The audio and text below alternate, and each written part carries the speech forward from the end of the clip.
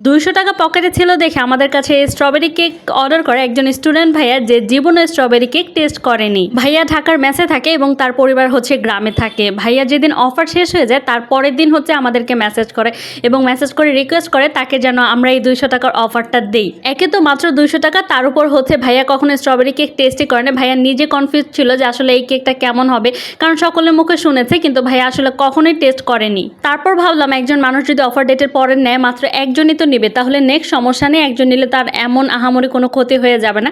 তো ঠিক ভাইয়াকে আমরা এই অফারটা দিই। আর ভাইয়া কিন্তু অনেক খুশি হয়েছে পার্সোনালি, যেহেতু ভাইয়া স্টুডেন্ট মানুষ, এখানে ঢাকায় মেসে থাকে এবং মাত্র 200 টাকা। তো ভাইয়া সাথে সাথে পেমেন্টটা করে দেয় আমাদের, যে আপু পেমেন্ট করে দিয়েছি আপনারা পাঠাবেন।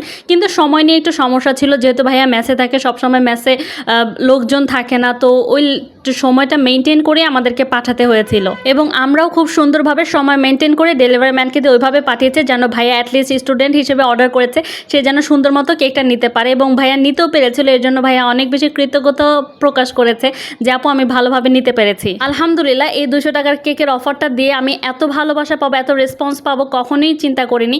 অনেক স্টুডেন্ট আপুর ভাইয়ারা কিন্তু অনেক খুশি হয়েছে এই অফারটার জন্য, তারা নিজের পছন্দের কেক অর্ডার করতে পেরেছে।